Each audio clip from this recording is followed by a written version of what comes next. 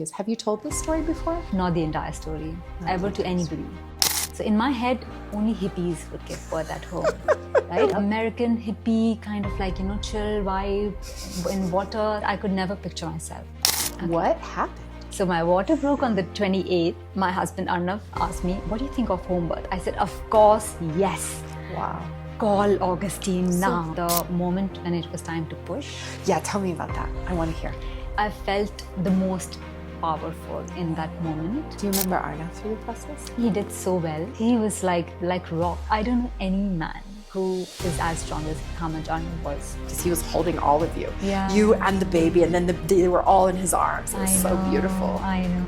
I remember when in labor, Arnav was calling my mom, my sister, that I was in labor and we were going to do a home birth. And they were shocked big time. And they were like, what, are you kidding me? Yeah. You've had no, it doesn't make sense. In 28 weeks, I remember, they were going to induce me and give some sort of medicine. This is to develop the lungs of the baby in case we want to take him up. My questions will be...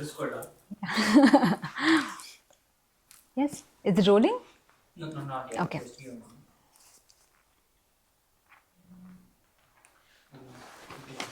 It's exciting.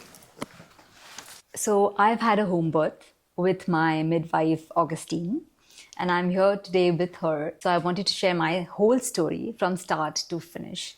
And what better person than Augustine to be with me today.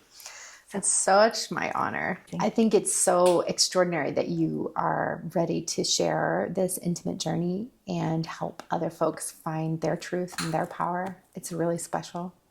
And I would say I want to start with a big top question. Actually, two top questions, and then we'll get into the nitty-gritty. But the first question I have for you is, what did you do brilliantly? I think I trusted myself. I think that's the number one thing that I genuinely think was, I didn't imagine that I was capable of, doing to that extent. But I think I trusted myself that much to be able to do what I did. That's awesome. Yeah. Brilliant. Yeah. And then the other question I would have at a high level is, what would you do differently? I couldn't have done anything differently. Like, things happened to me, and then that led me to, you, and then my experience. If I had not had that experience, I would not have come to you. I'm so glad that I went through everything that I went through, because I just needed that final push to be like, okay, this is not acceptable. I need to find, other care providers. Totally. So I would not actually do anything differently. And I've been through worse, like I've been through really bad experiences myself. But I think that has led me to where I am today. That's amazing. A lot of times when I'm helping people prepare, I give them a scale and I ask them to imagine the worst pain at the peak of a contraction in the hardest part of labor. 1 being like a walk in the park and 100 being the most pain you could possibly imagine. Did I ask you this before you had your baby? What would you say your number is now that you look back? My labor? Yeah. Literally 10. Love this. I somehow I just say that, it was not painful. I'm sure it was. It definitely was, I remember. Yeah, but I think we forget, mothers forget. Well, it's not just that you forget, it's that actually the hormone oxytocin has an amnesic effect. So it takes your memory away from you. That's why we have 2 babies or 3 babies, because you couldn't do this again if you remember the pain in that moment. Yeah. Absolutely. Well, I love that you say a 10. And that is colored by so many influences, right? So many of your thought process. And so a story is never static. It changes every time we tell it. So I think the first thing I would ask you is, have you told this story before? I have shared bits and pieces of it here and there, but not the entire story, ever to anybody. Yeah. Yeah. Are you ready to tell it today? Yeah, I am ready. I really wanted to share this. Well, so let's start at the very beginning. You had met me and you had taken some classes and taken some preparation from me, but you were not planning a home birth. No. The last time I saw you before you were in labor. Yeah. So let's start there. Okay. What happened? So I was planning on going to a hospital because the hospital that you were working in shut down. And I was like, okay, I need to go to the hospital. Home birth was never in my, overview. I never thought I'd have a home birth, precisely because I don't know anybody who's had it. in my opinion, in my head, it was never a safe option. It was too vulnerable for me. So I was like, okay, home birth is not happening for sure. I need to go to a hospital where I feel the safest without you. But when my water broke that evening, the previous night I had a call with the doctor and it went terrible. And she said that we'll have to induce you if you don't go into labor at 39 weeks. And I said, but I'm not comfortable with that. I've told you that before. Make it, no, but this is, what we do and we will induce you. My husband walked out of the call. He was just like, I'm not taking this anymore. I said, okay, we'll think about it. Thank you. And I, cut the call. I knew that I didn't feel safe there. In my head, I still had 4 weeks to go. Right. So I was like, okay, let me try to figure out. But that night, my water broke. And the day after that, you were supposed to fly out. So I could never even have you at my birth. I know, this story is so funny when we retell it. Like the stars had to be aligned. Your baby had to make some magic happen. Yeah, Nirvan knew that Augustine is flying off. We have to catch her. So my water broke on the 28th morning. And as I'm going through contractions, my husband Arnav asked me, what do you think of home birth? I said, of course, yes. Wow. Call Augustine now. So why did that happen in your body? Did that just feel like a total sacred yes? Yes. Without a second thought, yes. Because in spite of, I could never have planned a home birth. For me, I think home or the safe place was where you were. Honestly, I was trying to convince you to come to the hospital that I was going through, but that didn't happen. You were safe for me. Like I said, Can you describe why? And not necessarily personalize it, but what was the sensation that made you feel safe? How do I say it? I just felt, like I said, I felt like you were my mother. And I felt the safest with you because you would not do anything without my permission. There we go. That's one really important point. And also you gave me the power back. Yeah, you felt empowered and you felt like you had autonomy. Yes. Those are crucial. Yeah. For your listeners, that's it. If you can feel those two things, you are almost all the way there. Yeah. Yeah. Always, I was okay, what do you want, Deepika? What do you think is correct? Yeah. Initially, I didn't know what. Yeah. What did I want it? Because nobody asked me that before. Yeah. I was like, I'm not sure. Now, what do you think? And then you would give me some more information. Okay, this is what the research says. This is what do you feel comfortable with? Yeah. Right. And then slowly, I understood. Okay, this is what I'm comfortable with. This is what feels right in my body. Yeah. And I think that ability to feel that power without asking for it. That's it. Right. That felt safe. That's it. That felt very safe. That's so beautiful. Yeah. Safety is a word that's thrown around so much around birth. And I happen to be an expert in safety. Mm-hmm. And so there are many levels of safety. And the one that you're describing is psychological safety, which is so important. To know that you can trust your provider to do what they say they're going to do or not do what they say they're not going to do is very, very important. To trust your partner that they're going to support you and that they will get righteously angry when things are going the wrong way because they support you. Yeah. Very important.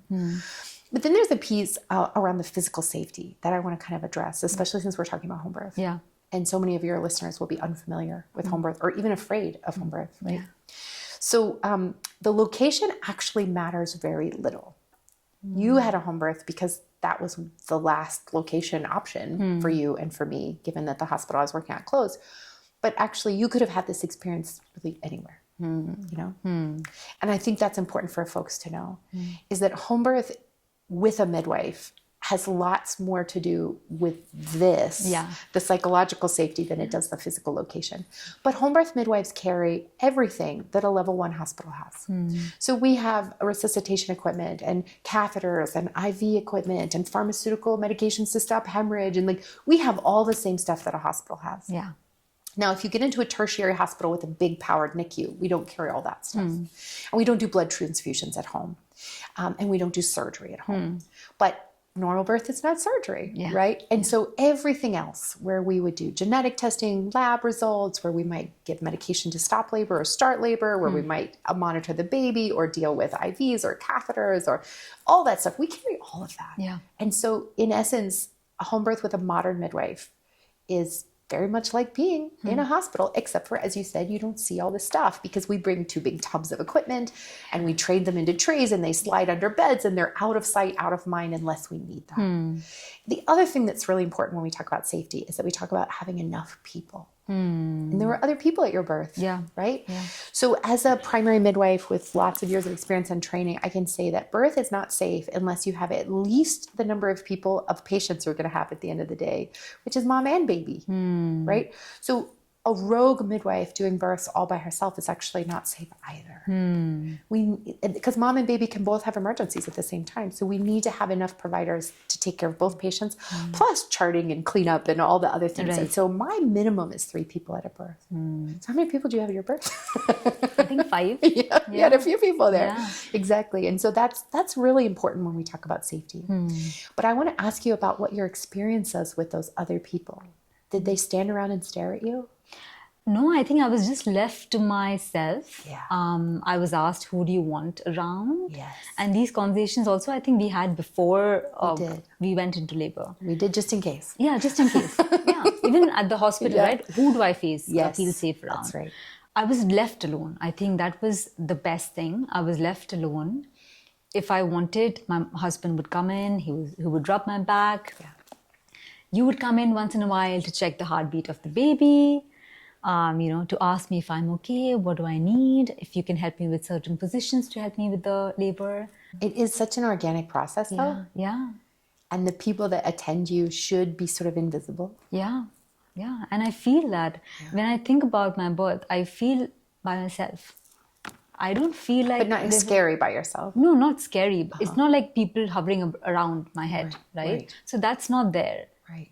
Like I wanted, if I needed somebody, they were there. Right. But I was just by myself. Right. And I kind of like remember smiling through my contractions. I don't know if I'm like, imagining this. It's okay. Yeah. But in my head, I'm like, okay, because I had read somewhere that when you smile and relax your face, it helps you with labor or something. So I was just like, okay, yeah, contraction is coming, baby's coming down. Maybe I was not smiling physically, but I remember smiling through. That's beautiful. Yeah. Well, that famous midwife, Ina May Gaskin, she says, loose lips makes loose lips. Yeah. I think she's the one, yeah. Yeah, exactly. Yeah. Well, so there's so much focus paid on like laboring positions. Do you remember where and how you labored?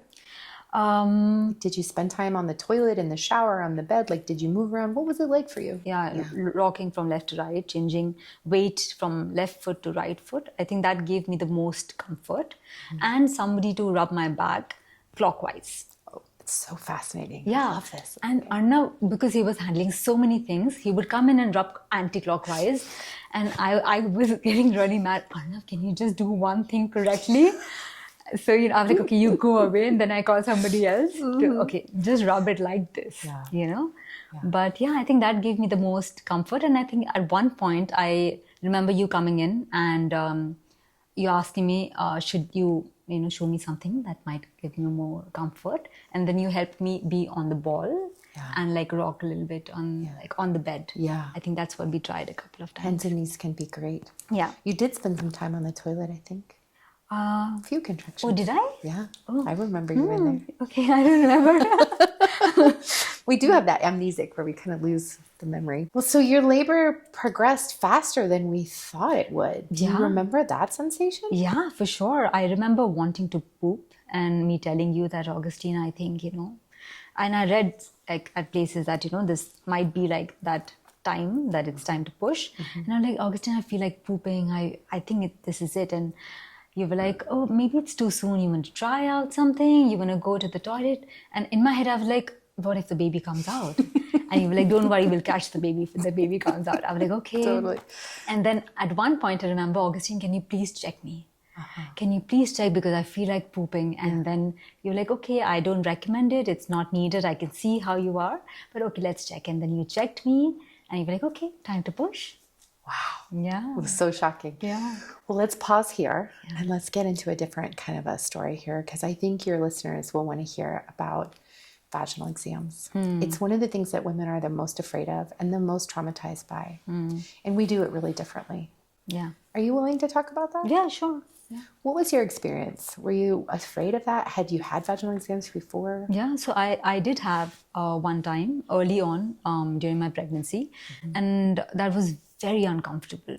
And one thing I want to touch base on is I was not asked. I was told that we need to examine you, and this is what the procedure is, right? We need to know this, this, this. Hence, we'll get to know, like, we'll get the reports. I said, okay, this is the way it's supposed to be. I was never asked or given an option. So when that happened, did not feel comfortable at all. And I was like, okay, this does not feel right.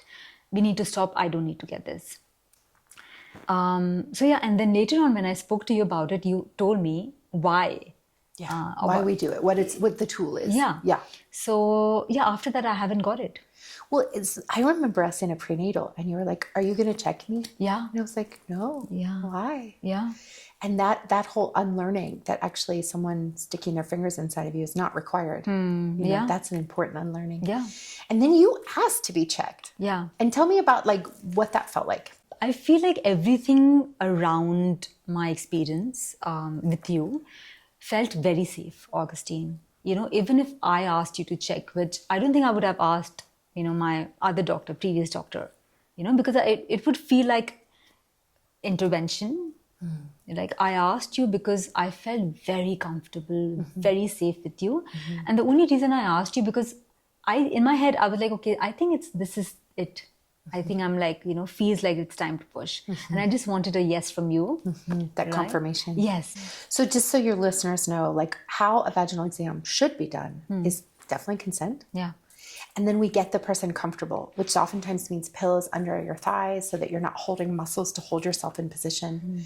And then it's about explaining everything we're going to do before we do it so that you can prepare your mind and your body. And then it's also about giving you the sovereignty to say, if I say stop, if you say stop, I will stop immediately. If you say get out, I will get out immediately. You're in charge. It's your body. I recently went to a gynec and then I said that also my pelvic area is paining a little bit. It feels a little swollen. And she said, okay, we'll do an internal examination. I said, I'm not comfortable with that. And she's like, so how do I check you? I said, I don't know. Can't you check topically somewhere? Ask me where it's paining. I said, no, I can't do anything if you're not ready. I said, okay, well, I'm not ready then. Yeah, that's a powerful sovereignty right there. And I came out of the office, Augustine, screaming and feeling so angry. Why do I go to gynecs again and again and again? Yeah. Why do I experience this, And Arnav was like, they're doing the best that they know. Yeah, Arnav, exactly. Deepika, if you don't like it, let's leave it. Yeah. But yeah. Yeah, it's really shocking how this take it or leave it kind of concept has entered this profession. Yeah. When really we should be servants. We should be there to serve the women what they need. Okay, well, going back now. Okay. There was one moment in your labor where we connected, and you've told me this story twice already about how you wanted a little guidance or a little what do I do next? And I shared with you the idea that actually holding on could slow it down and that you had the power to just let go in whatever that meant for you. Do you remember that moment? Yeah. That's one of the very memorable moments I remember from my birth. I think that changed everything. Tell me more. So before that, I feel like obviously it pains, right? And you're holding on to that. I'm like, why am I feeling so painful? Oh, it's supposed to be painful, right? How much ever books you read, Augustine, at that time, you're just like, it's very painful. Right? You're white knuckling it through the labor. Yeah. You somehow stop the pain, right? That's what your brain is telling you. And then you came in and then you were noticing me and you said, okay, Deepika, a lot of women stay in labor for days until they let go. That's right. And you said this and you left the room. And I'm like, okay, let go. Because you had taught this also in the birth class, right? That's right. And somewhere it stuck and I was just like, okay, Deepika, accept the pain, let it flow through you, let it go. And after that, I remember it progressed really fast. Yeah. And honestly, after that, I feel like I was smiling, I was enjoying the pain. I realized that, okay, my body is going through this process for my baby to come down. This is how it's supposed to feel like, and it felt like sweet pain. Not something that I don't want to experience. That's right. It's all mindset. Yeah. If you shift your mindset to fighting it, to accepting it, literally you can enjoy it. Yeah. It's amazing. Yeah, you did that.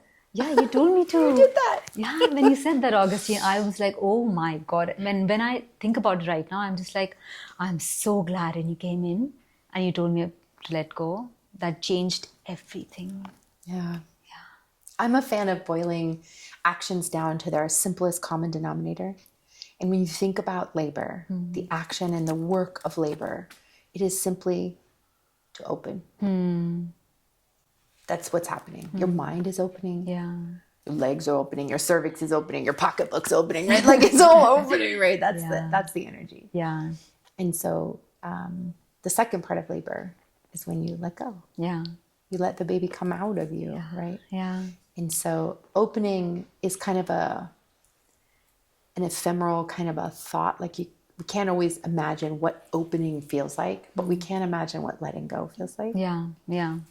And it's a powerful meditation in labor to figure out how to let go. Yeah. Do you remember what you let go of? Do you remember how you let go? Was it an emotion? Was it a feeling? Was it a thought?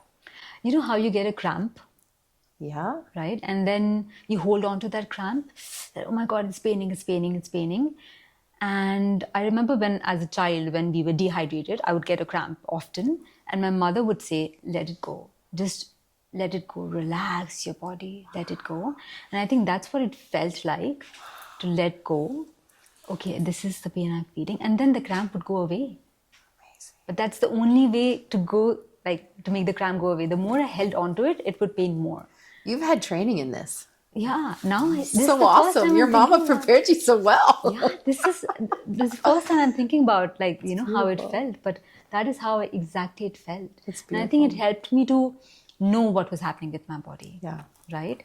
The sooner I let go, the sooner baby's gonna come out. That's right. And okay, the reason why I'm feeling the pain is because my cervix is opening. That's right. You have to know the physiology because Yeah. that eliminates so much fear. Yeah. Right. And labor is pain with a purpose. And you can just wrap your mind around, I'm not being injured. There's nothing wrong. Yeah. Yeah. Yeah. So powerful. And also I want to touch on the moment when it was time to push. Yeah. Tell me about that. I want to hear.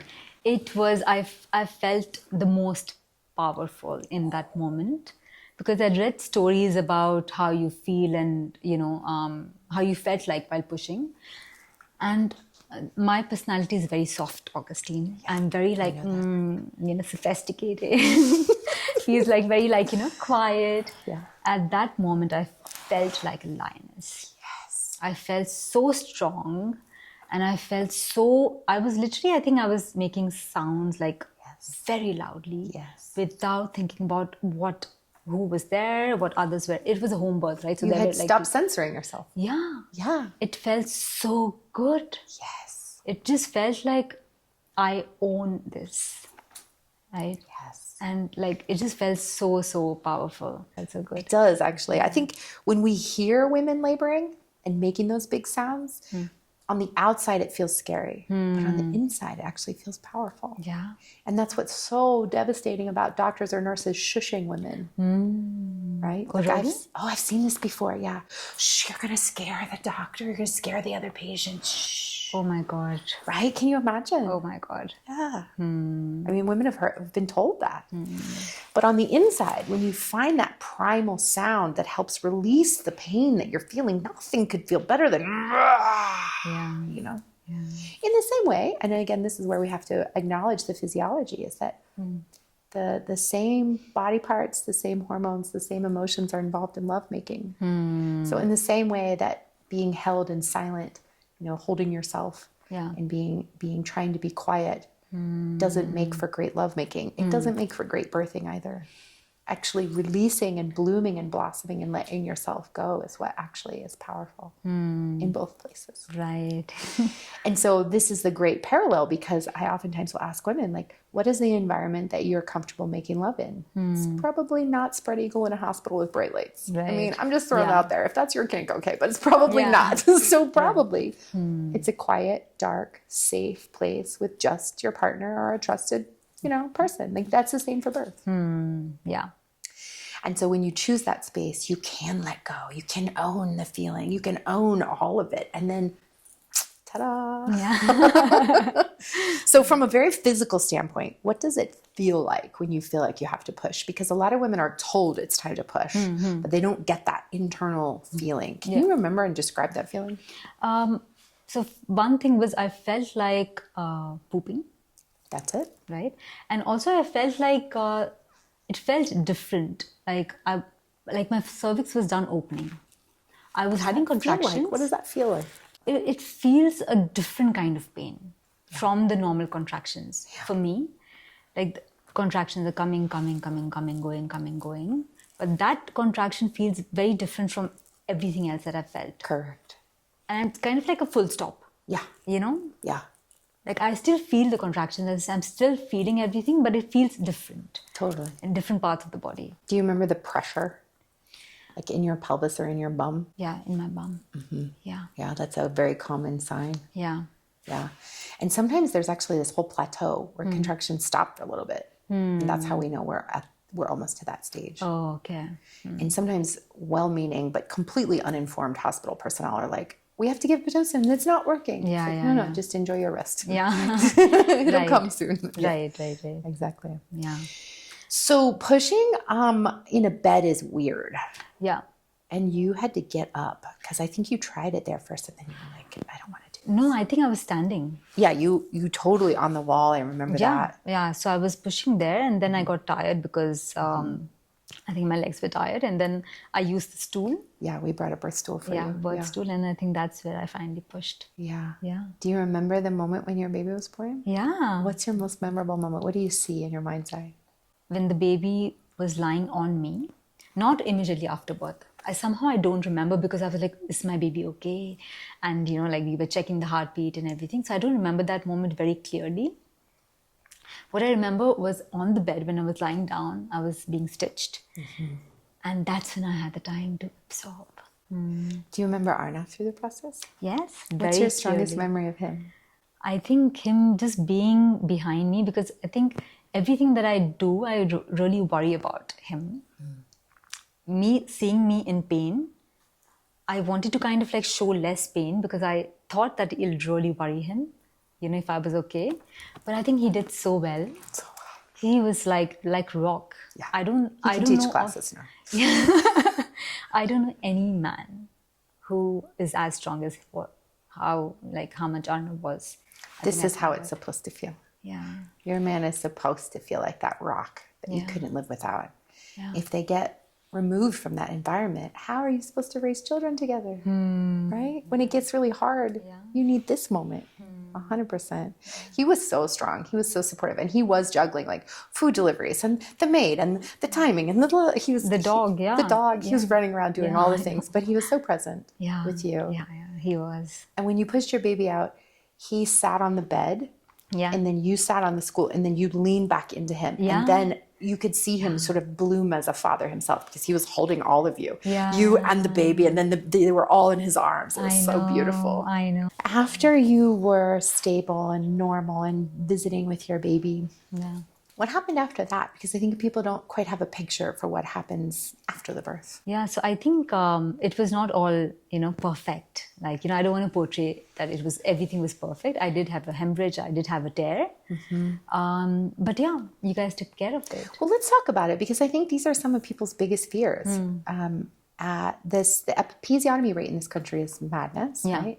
So in 2,500 births, I've literally only cut 5 in my whole career. Wow. So that's just a statistic for people to keep in mind. Okay. Which means that if we're not preemptively cutting people, some will tear. And the statistics show that about 30% of first-time moms have a tear. Okay. But when you cut first you crush and then sever. And so there will always be scar tissue. And it's kind of like a sheet. Like, have you ever tried to tear a sheet or a sari?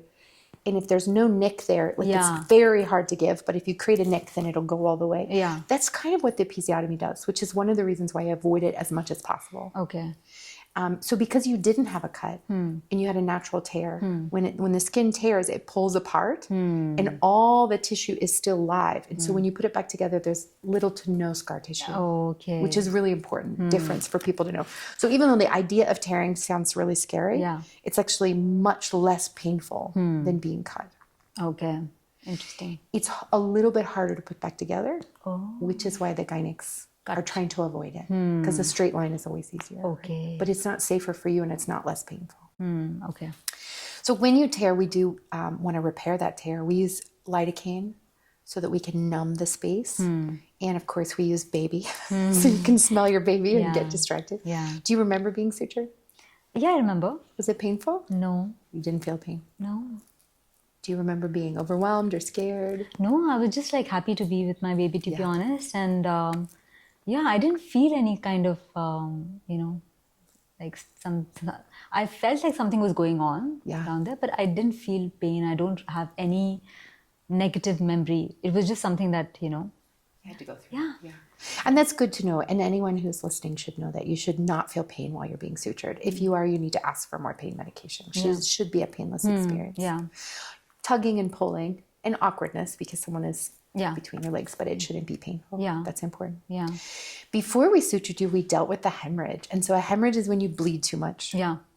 And excessive hemorrhage untreated can be life-threatening. Yeah. Which is why we act kind of quickly. Do you remember those moments? Yeah, I do remember. Do you want to describe them? Yeah, I felt like, I think we were trying out some medication. We did try medication first. And then that didn't work. And then I was in the shower and Chetna was with us. And I think I fainted. You had a little pre-syncope episode. Right? Yeah. I like losing like myself, and I was like, okay, I don't know what's happening, but they're going to take care of it. I was still not about it. But I think it was like a little bit serious, and I think I was bleeding a lot. And then you came in and quickly, you guys dragged me to the bed. I'm not sure drag's quite the right word. We helped you walk. Yeah, I know. Let's be real. I know. Yeah. So we went to the bed, and I think I was kind of unconscious. I knew that something was happening, not completely unconscious. But yeah, and then I had a drip. We gave you an IV. Yes. Yeah. So about 5% of women with at-risk factors hemorrhage. And so we have to be prepared at every birth for a potential hemorrhage. The most common reason is that the uterus isn't getting tight. And it's called uterine atony. Okay. And so giving the medication is what tightens that uterus. So that's the first appropriate step. Okay. And you actually had pretty good control, which is why we talked about getting cleaned up and tucked in bed and nursing baby. Right. And it's totally normal for women to get up and shower after birth, to go to the bathroom, to eat, to do normal things. When you've had a normal birth, you're not a post-surgical patient. You don't need to be deprived of anything. So that's important to know. And then you, in fact, did continue to bleed. And then the hot water and stuff, you didn't feel so good. So we did get you that. You didn't actually ever lose consciousness, but you were out of it a bit. Yeah. Which is how you feel when you're, losing too much blood. And also, I think I was shivering a lot. Well, the shivering came as a side effect of one of the medications. Okay. And that is just kind of a bummer. But it's a really effective medication. So that's why we have it in our meds. Right. And so what we do is we give more medication and we also give it in the IV so that we can have kind of complete control of the uterine lining and get that good tightening. And we also, the IV rehydrates you. So you get more blood volume so you don't feel as yuck. Do you remember feeling better quickly? Yeah. Did it take a while? Yeah, no, I don't think. Maybe an hour or something, like put together everything. Yeah. Yeah, I think I was fine. Yeah. Pretty quickly. Yeah. Yeah. And of course, midwives don't leave you until you're stable and normal. Yeah. I remember feeling like that, to be honest, Augustine, that I hope you guys don't leave me. I was like so scared. It's a big deal to become a new mama, and especially if there's complications. Yeah, and then you told me you're not going to go until you and Nirvan are completely fine. That's right. Until you want us to go. And I felt so safe. Yeah. I was like, oh my God, thank God. Yeah. Now, if a hemorrhage is very severe or very excessive, we would need to transfer for a blood transfusion. Yours was never that concerning. Okay. So we didn't even really consider transport because we got it under control and it was fine. And it probably looked like a lot of blood to you, but actually not an excessive hemorrhage. Okay. Just to keep that in mind. Okay. I don't remember the numbers exactly. We could look in your chart. Yeah. But an excessive hemorrhage is when the blood volume is so significant that we might need a blood transfusion to replace lost blood. You didn't get anywhere close to that. Okay. So after you were stable and normal and tucked in bed and you learned how to nurse your baby Yeah. and snuggle your baby, Yeah. then what happened? Do you remember that whole experience mentally, emotionally? Who came to see you? What did it feel like? Yeah, I think within an hour, my sister was there, my mom was there in a couple of hours. I was very, very happy to see them. But I do feel, I still don't know why, but I think in the initial 1 month, for the initial first or second month, I was very scared to hold Nirvan. Do you know where that comes from? I'm not sure. I'm not sure. I think Arnav is the one who was handling him most of the time. Well, I mean, that's not quite fair to say because you were nursing. So he was on your body a lot. Yeah. Maybe just the diaper changes or the out and about things, what Arnav was doing. Everything else, I think, apart from nursing, I was not handling him. I felt like I was somehow not capable of handling a baby, and I didn't know how. I don't know where this is coming from at all. When did it change? Has it changed? Yeah, it has changed. I think eventually after maybe 3 months, when I had to take care of him because Arnav was traveling. Okay. I remember that those 4 or 5 days of me waking up at night, changing his diaper, putting him to sleep, and that gave me so much confidence. Yeah. I don't know where it's coming from, but I had that insecurity that I don't know how to hold him. I think you're not alone. I think a lot of people feel it this way. And I think the confidence in motherhood is not a one-time thing. And I mean, this might be controversial, but I would say even the love is not immediate for some people. And I think that this can be very threatening or concerning if you don't know it's normal. Yeah. But a wet, gooey, squishy thing comes out of you and you're supposed to instantly love it. That's not always true, honestly. Yeah. Initially, some women in the birth process themselves are like, whoa, I'm not ready. And so a really trained midwife would be like, all right, we'll wait. We'll love on your baby till you're ready, Yeah. And I've done that a few times. And even if it is on you and you're like, okay, I did this, it still isn't quite connected that this is a human. It's your child. Yeah. And then the work of motherhood, right? Yeah. The constantness of nursing and diapers and burping and changing and all this stuff. It's just so constant that you don't instantly feel capable or loving to this very needy, small little thing, right? It's very complicated. Yeah. It's not always roses and sunshine. No, I think it took me a couple of months to actually, recognize the moments when I loved my child. Yeah. Right? Even recently, I feel like once in a while, I remember, oh my God, he's so beautiful, in the middle of the night. But those moments are so few because you're taking care of the child throughout. So full time. Right? It's completely, but I think it does come eventually. It's not love at first sight. It's not always. I mean, some people are blessed with that, but I would say that's not the norm. Yeah. I was very happy to have my child and the fact that he was safe and he came out and I did this. But it wasn't oh my God, I'm in love with him. Yeah. I saw Arnav being in love with him and I was very happy to acknowledge that and be in his presence. But I don't feel I felt oh my God, I love my child. Yeah, it doesn't happen all instant. And this is true of all relationships, right? And I think we need to have space for this. Yeah. Because when you meet someone, you don't actually love them instantly. You have to get to know them before you love them, And I think that's true of our children too. And I think that's okay to say that. I didn't feel wrong, to be honest. Yeah, I didn't feel oh my God, shit, I don't love my child. Yeah. Not yet. Yeah. That's fine. Eventually, you started to tell the world that you had done this really countercultural thing that seemed totally normal to you. Yeah. How did that feel? I didn't know it myself that I was going to have a home birth, right? Yeah. So I could not have told anybody. Right. And I would not have told even if I had planned because... People have opinions. Yeah, people would freak out and that would freak me out, Yeah. right? So I think it all happened in my favor. And eventually I told my sister. And I remember when in labor, Arnav was calling my mom, my sister, that, I was in labor and we were going to do a home birth. And fortunately, nothing of these stories came to me. Yeah. He was so good at guarding your space. Yeah. Obviously, people were shocked. Yeah. Because I don't know of anybody around me, for maybe my grandmom, I don't know. Yeah. But I've not heard those stories either, Yeah. that people gave birth at home. But I was so confident and felt so safe Yeah. that it didn't matter, to be Yeah. honest. Yeah. But later you came to find out that people were a little afraid or shocked. Yeah, they were shocked big time. And they were like, what, are you kidding me? Yeah. You've had no, it doesn't make sense. Yeah. But I was so happy to share. Yeah. Because I had discovered something that, I'd never heard of.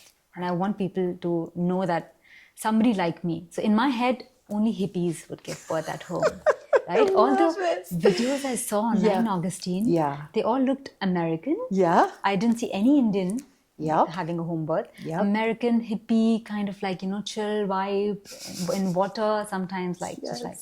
So in my head, I could never picture myself. Yeah. But since I had gone through this, I wanted as many people to know as possible that somebody coming from their world could have a home birth. Yeah. And which was completely normal. Yeah.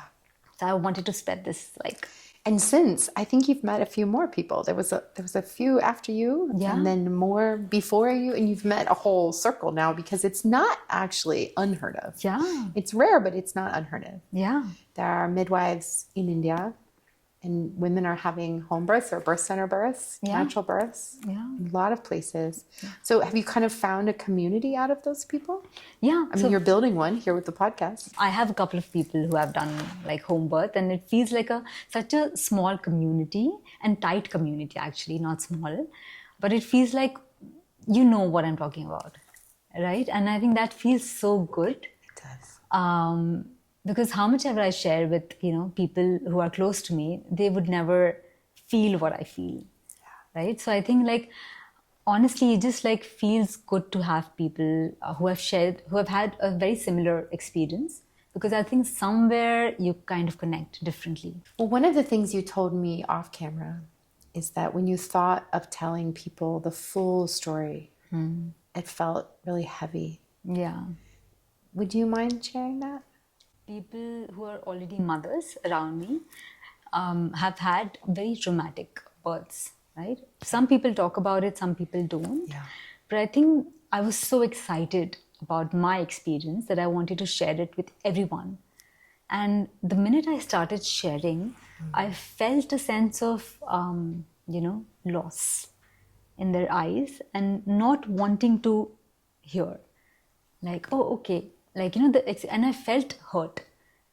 I felt the hurt that they were feeling. Yeah.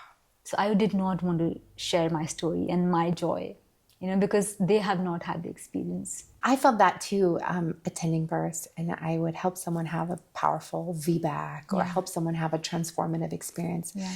And afterwards, the grandmas, their mothers or their mother-in-laws in the waiting room would come and they would just cry on my shoulder. I wish you were here when I had mine, because they feel the pain of themselves and being abused, and then witnessing her power, and they can just tell immediately. Yeah. And I felt that too, but I have to say I'm so proud of you for speaking out. Thank you. I'm so proud of you for raising this as a possibility for your community and even people you don't know. Yeah.